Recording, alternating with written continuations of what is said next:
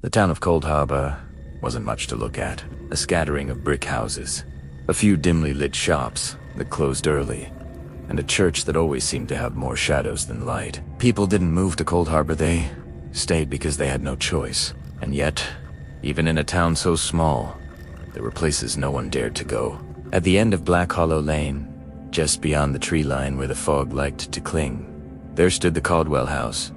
Locals crossed the street rather than walk in front of it. Children dared each other to throw rocks at its windows, but few ever followed through. Stories clung to that house like ivy, twisting tighter with each generation. The Caldwell family had once been prominent. Edward Caldwell was a merchant, known for his booming voice and sharp dealings. His wife, Margaret, was quiet but elegant, hosting luncheons that the town's elite attended. They had 2 children, little Annabelle and Thomas, who was said to be as angelic as they were mischievous. And then, one October night, the family vanished. The house was left as it was, dinner plates still on the table, a candle burned down to nothing in the hall. Neighbors claimed they heard screams in the night, but when the sheriff investigated, no bodies were ever found. The Caldwells were simply gone, swallowed by their home. Since then, the place had been branded cursed. Tenants who tried to live there spoke of voices at night, of walls that shifted,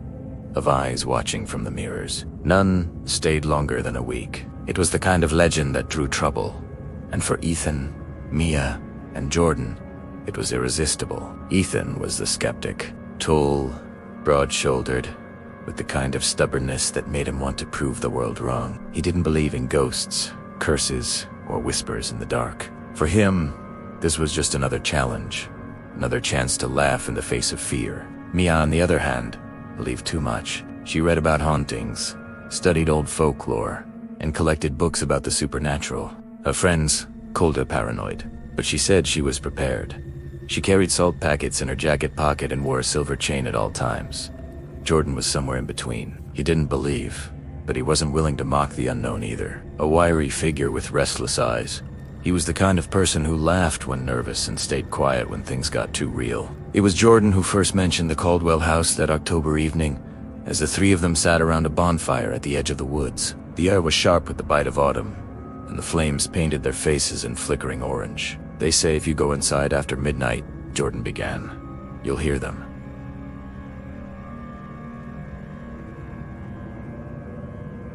The family, crying in the walls. Mia stiffened. "That's true. People have recorded sounds in there. Whispers, screams." Ethan snorted. Please, it's just an old house. Boards creak. Wind blows, and suddenly everyone thinks it's haunted. "I bet the only thing in there is mold." Jordan smirked. "So you're not scared?" "Of course not." "Then prove it." That was how it always started, with a dare. By 11:50 p.m., they stood before the Caldwell house. The place loomed against the moonlit sky, its roof sagging in the middle like a broken spine. Shutters dangled loose, some slapping softly against the siding when the wind caught them. The iron gate at the front leaned crooked, its hinges rusted. The air was colder here, unnaturally so, and the crickets that had chirped in the woods behind them were silent now. Mia rubbed her arms. "We shouldn't be here." "That's the point," Ethan said, pushing at the gate. It screeched like something in pain before it gave way. "Midnight adventure. You'll thank me later."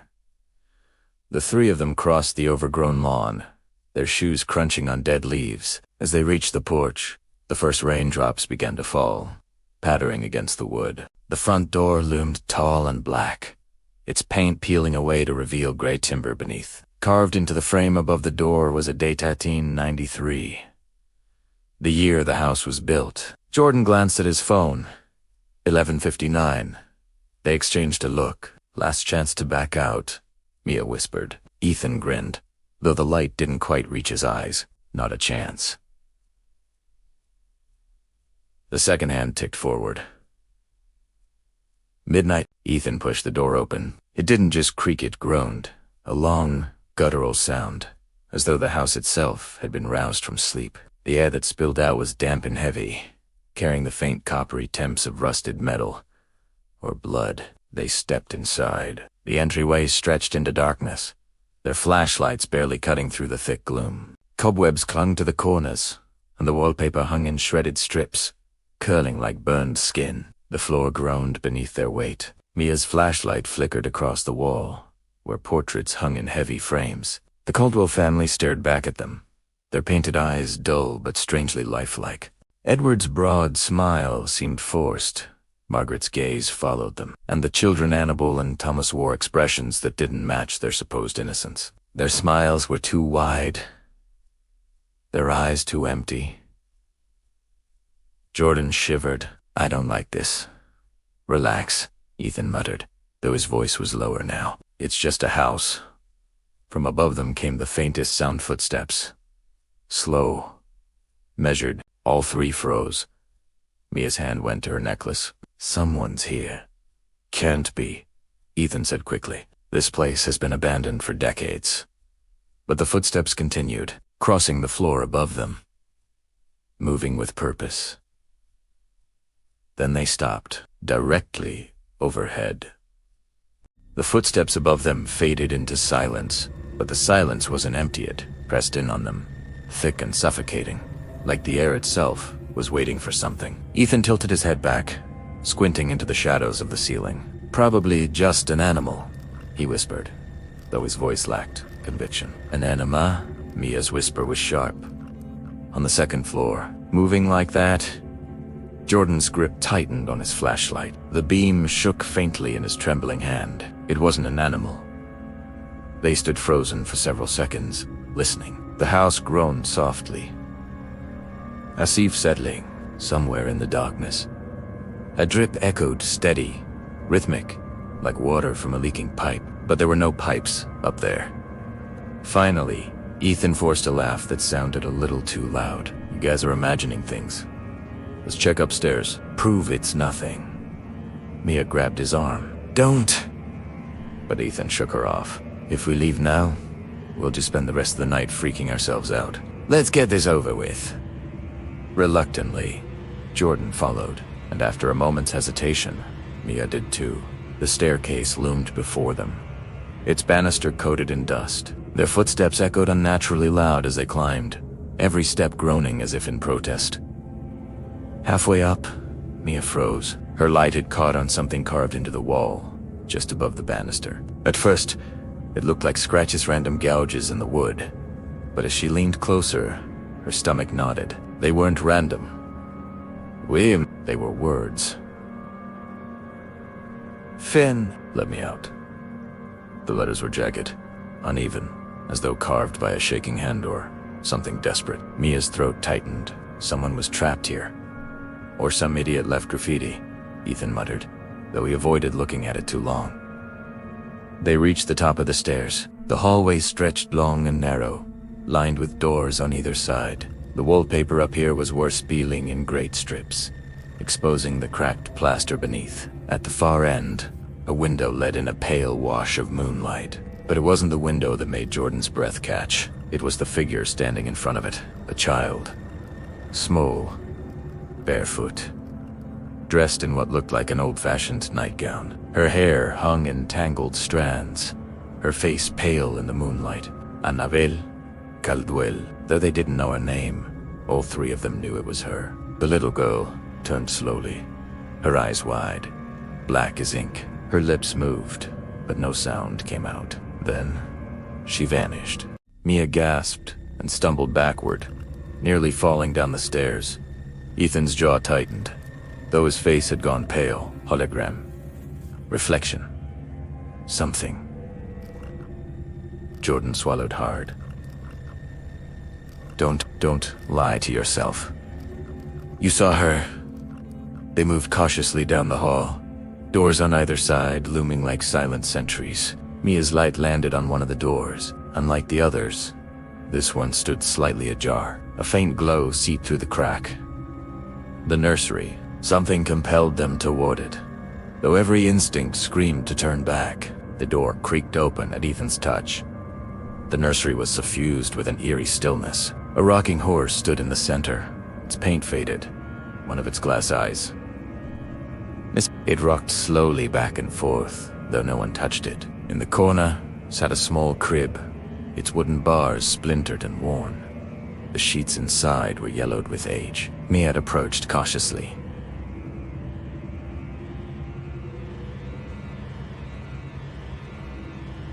Something writhed beneath them, small and frantic, like an animal trapped inside. Mia reached out, heart pounding.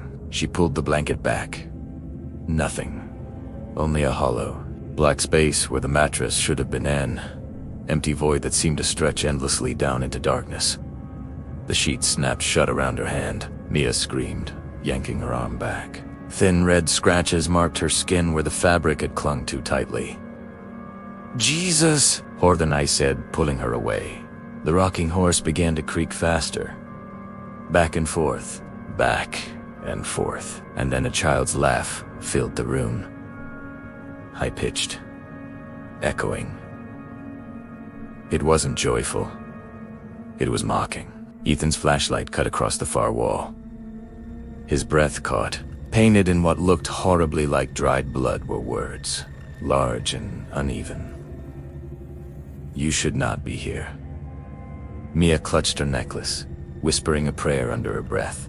The laugh rose into a chorus more voices, joining in. Whispers from the walls, from the ceiling, from beneath the floorboards. Some begged for help. Some sobbed. Some laughed. The three friends bolted from the nursery, slamming the door shut behind them. But the voices followed.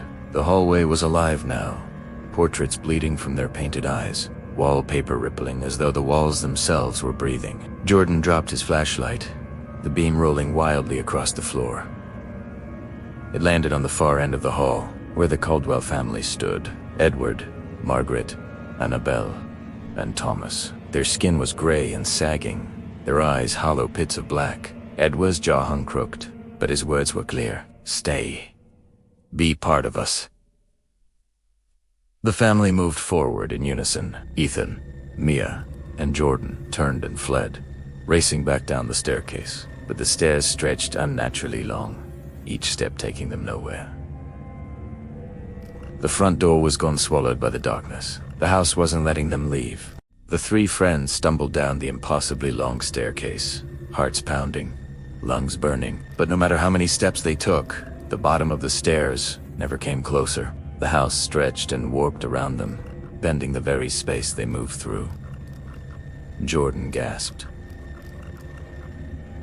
We're not getting anywhere." Mia clutched her necklace so tightly the chain cut into her palm. "It's not the house." Her voice was trembling. "It's them." Behind them, the footsteps followed. Slow, heavy, imperfect. Edward Caldwell's voice echoed from the shadows. "Stay. Join us. Be with us forever."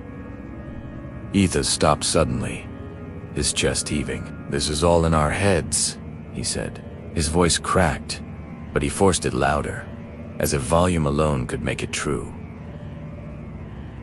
"It's the stories. We're scaring ourselves." But the moment he spoke, the portraits on the walls seemed to twitch.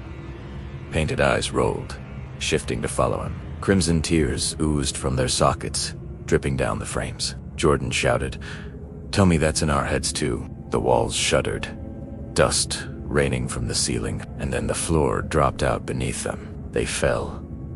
Not far, but the landing was brutal. Ethan hit first, the air bursting from his lungs. Jordan tumbled beside him, groaning in pain. Mia landed last, narrowly missing a jagged piece of broken wood that jutted up like a spear. When they caught their breath and lifted their lights, they realized where they were. The basement. The air was thick here, damp and sour. The beams of their flashlights revealed stone walls, slick with moisture. Rusted chains hung from hooks, swaying slightly as though recently touched. A smell hung in the air, not just rot. Iron. Blood. Mia gagged, covering her mouth. Something happened here. This is where they... She didn't finish. She didn't need to. In the far corner stood an old wooden table. Stains blackened its surface. Long, dried, but unmistakable. A crude knife lay abandoned beside it, its blade rusted but still sharp. Jordan backed away. No. Ethan shook his head, as if denial could undo the sight. It's not what it looks like. It can't be. But the truth clung to the room like mold. This was no ordinary basement. It was a place of sacrifice. A sound rose from the shadows, not whispers this time. Crying. A child's cry. Thin and weak, echoing from somewhere deep in the dark. Mia's flashlight swept the room. The cry grew louder as she turned toward the far wall, and then she saw it. Not a wall at all.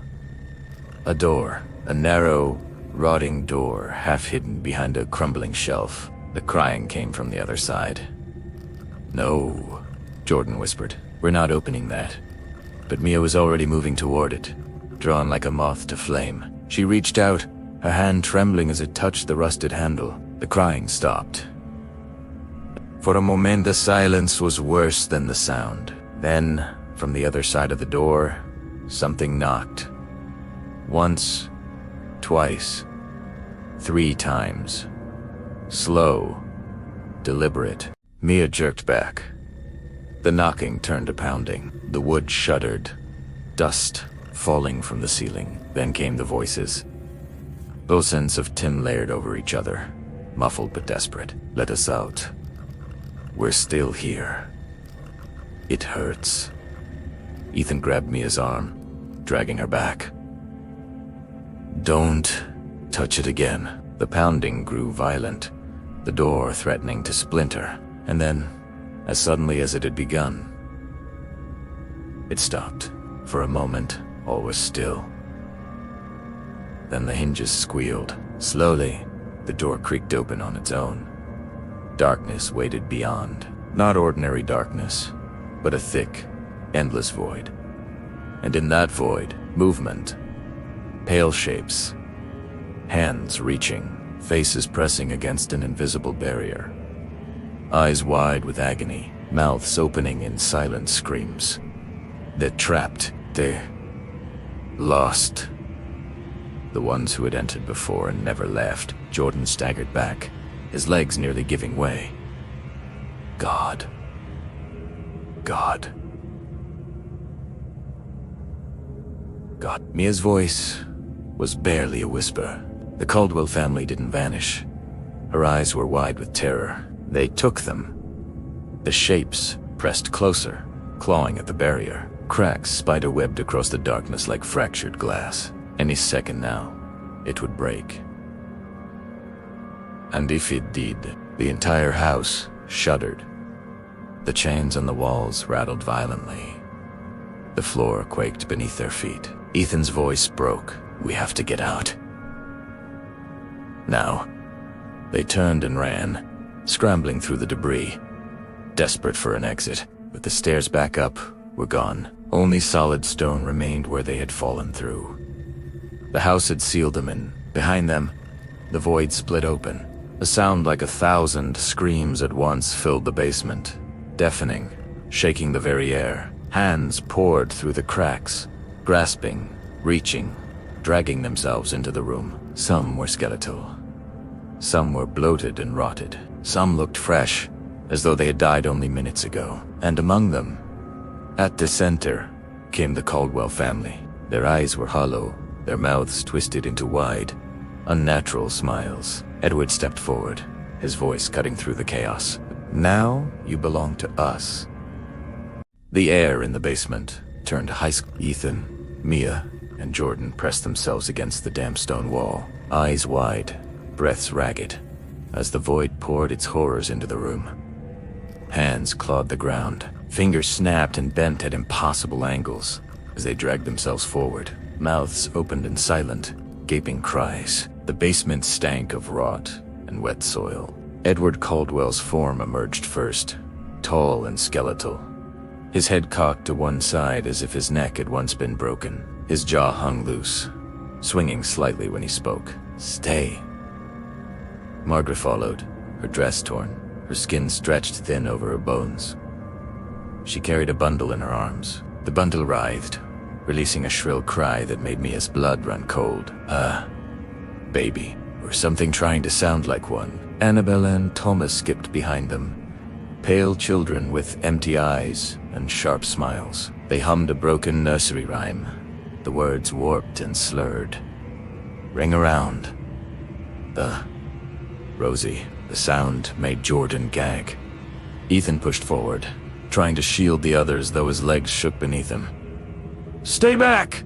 he shouted, voice cracking. "Stay the hell away from us." Edward only tilted his head further, his hollow sockets locked on Ethan. "You came to us. You wanted to see." The other voices rose again, filling the basement, hundreds of whispers layered over each other. Some pleaded, some laughed, some screamed until the air vibrated. Mia clamped her hands over her ears, but the sound was inside her skull, burrowing deep, gnawing at her sanity. The Caldwell children stopped humming. In unison, they turned their heads toward Mia, their necks twisted too far, bones popping audibly, until their faces were upside down. Their mouths opened wide. Too wide. Black voids spilled from their throats, tendrils of darkness snaking toward her. Mia screamed and stumbled back, her silver chain catching the faint light. The darkness recoiled from it, hissing like steam on hot iron. Ethan saw it. The necklace? They don't like it. Mia clutched the chain tighter, pressing it outward like a shield. The tendrils thrashed, retreating, though the Caldwell children only smiled wider, their teeth rows of jagged shards. Jordan's eyes darted around wildly. "We can't fight this. We have to get out." But the basement had no stairs, no windows, no door but the one that led into the void.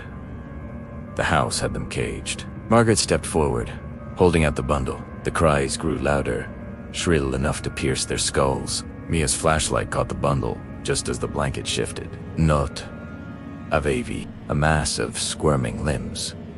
Tiny hands with too many fingers, tiny faces pushing against the skin, mouths opening and closing soundlessly. The cries came from all of them at once. Mia gagged, bile rising in her throat. Margus's voice was soft, almost tender. "Hold the baby." She stretched the bundle toward Mia. Ethan yanked her back before she could reach for it. "Don't look. Don't listen." The walls shook violently. Cracks split across the ceiling. Dust rained down. The Caldwell family moved closer, their forms flickering between solid flesh and rotted corpses, between human and shadow. The lost souls behind them wailed, pressing against the doorway, their skeletal fingers scratching at the stone. Jordan's panic boiled over. "We're going to die here." "No," Ethan snapped. "There's always a way out. Always." He turned, slamming his flashlight beam across the basement, his eyes locked on something, another door, almost hidden in the stone, smaller than the first. A servant's passes. "Over there." They bolted, the air behind them crackling as the Caldwells shrieked. The small wooden door rattled violently when Ethan shoved at it. Locked. The whispers swelled into screams. Mia pressed her necklace against the lock. The silver burned hot, glowing faintly. The metal sizzled. With a sharp crack, the lock shattered. The door swung open. They poured into the narrow tunnel beyond, their flashlights cutting through the suffocating dark. The passage twisted and turned, the stone pressing in on all sides. Behind them, the screams followed. The tunnel walls shook as something massive forced itself through after them. "Keep going!" Ethan shouted. Their breaths came ragged, their shoes slamming against the uneven stone. Mia stumbled, nearly falling, but Jordan caught her, dragging her forward. Up ahead, faint glimmer. Light and exit. They burst into a smaller chamber. At its center stood a spiral staircase of rusted iron, winding upward. "Go!" Ethan shoved them forward. They climbed frantically, the staircase groaning beneath their weight. The chamber below echoed with shrieks as the Caldwell family poured in. their forms writhing in shadow and flesh. Edward's voice thundered up the walls. "You cannot leave. You are ours." The staircase shook violently as they climbed. One of the steps snapped beneath Jordan's foot, nearly sending him plummeting. Ethan grabbed his arm, hauling him up. "Move." At last, they reached to the top. A trap door. Ethan rammed his shoulder against it. It didn't budge. The screams rose louder below. The staircase trembled, bolts snapping, metal twisting. Mia pressed her silver chain against the wood. The trapdoor glowed faintly with a loud crack. It burst open.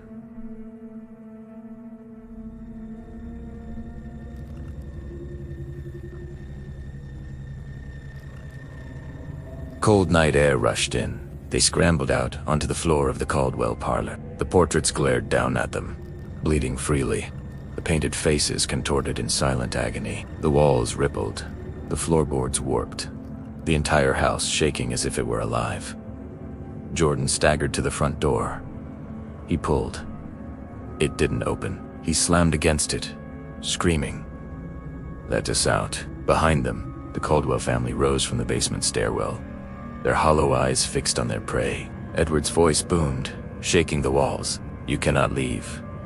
You are already ours." The Caldwell family advanced from the shadows, their forms warping in and out of existence. Edward's voice boomed, rattling the windows. "You came here. You opened the door. Now you belong here." The portraits bled heavier, crimson streaming down the frames. The faces inside the paintings moved now, mouths opening in silent screams, eyes darting wildly. Jordan beat his fists against the locked front door, his voice hoarse. "Please.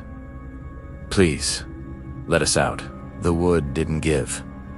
The handle twisted but refused to turn. The house was holding them.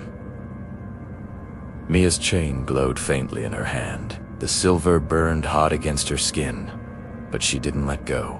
She turned, pressing it outward toward the advancing family. The darkness recoiled slightly, the Caldwells flickering like static. But it wasn't enough. Edward only laughed, a hollow, cavernous sound. "Faith won't save you. You're already marked." He raised a skeletal hand, and the floorboards beneath them split wide open. Blackness yawned below, a bottomless pit filled with writhing hands. The lost souls wailed, clawing upward, desperate for company. The three friends stumbled back, barely keeping their balance. Jordan's scream tore from his throat. "We're not going to make it." "Shut up," Ethan barked, though fear trembled in his voice. "We're not done yet." He grabbed a broken chair leg from the floor, brandishing it uselessly against the looming figures. Annabelle tilted her head, smiling. Her teeth were too sharp. She whispered in a sing-song voice, "We'll play forever." The floor quaked again. A fissure split across the parlor, tearing the room in half. The three friends were forced toward the staircase, the only stable ground left. "Upstairs," Ethan shouted. "Move." They bolted up the stairs as the Caldwell family followed, gliding more than walking. The second floor stretched before them, longer than it had been before.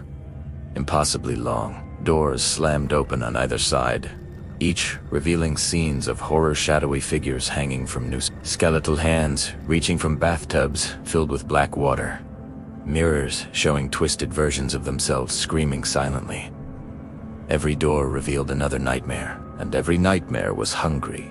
Mia stumbled, her flashlight flickering. In the reflection of a broken mirror, she saw herself only, not herself. Her reflection's eyes were black voids, her mouth stretched impossibly wide. It mouthed two words, "Join me." She tore her gaze away, clutching her necklace harder. "Don't look at them," she screamed to the others. "Keep moving." They ran, hearts pounding, breaths tearing ragged in their throats. At the end of the hall, a single door stood open. Moonlight spilled in through the cracked glass of a balcony. Ethan charged toward it. "There. That's our way out." But as they neared, the door slammed shut on its own. The Caldwell children appeared in front of it, grinning. They sang again, their voices echoing unnaturally. Ashes. Ashes. We all fall down. The balcony door burst open, not with escape, but with a violent wind that sucked inward. The night outside twisted, turning into an endless void of stars that bent and warped. It wasn't the outside world. It was the house's true heart, and it wanted them. The wind pulled at them, dragging them toward the balcony. Mia screamed, grabbing the doorframe for support.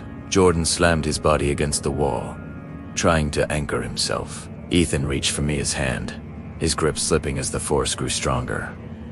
Behind them, Edward's voice thundered again. "Fool. Become part of us." The void roared, louder and louder, until it drowned everything else. Mia's necklace burned white hot. She screamed in pain, but she didn't let go. The chain snapped in her grip, scattering sparks of light.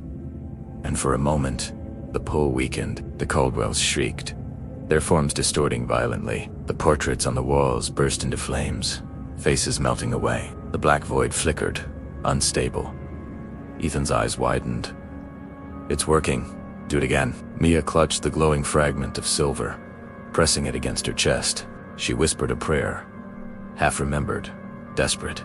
The light grew, flooding the hallway, pushing back the shadows. The Caldwell family screamed, their bodies tearing apart like smoke in the wind. Edward reached toward them one last time, his voice a guttural roar. "You cannot escape. This is our house." The light burst outward. The world went white. When the light faded, the three friends found themselves outside. The Caldwell house stood behind them, silent and dark, its windows empty. The gate creaked softly in the night breeze. For a long time, none of them spoke. Their bodies shook, their breaths ragged. Finally, Jordan whispered, We made Italiano." Mia stared at the necklace fragment still clutched in her hand. It was blackened now, the silver charred beyond recognition. Ethan looked at the house, his jaw clenched. "We're never coming back here." They turned and stumbled down Black Hollow Lane, leaving the house behind. But as the wind rustled the dead leaves across the yard, the Caldwell house stirred. One by one, the portraits inside restored themselves, their painted eyes glowing faintly in the dark. On the far wall of the parlor, 3 new portraits appeared. Ethan, Mia, Jordan. Their faces frozen and if you pass by Black Hollow Lane at midnight, you can hear them too. Crying, whispering, begging. Just like all the others, the house always keeps what enters, even if you think you got away. Te, H, E, E, N. They.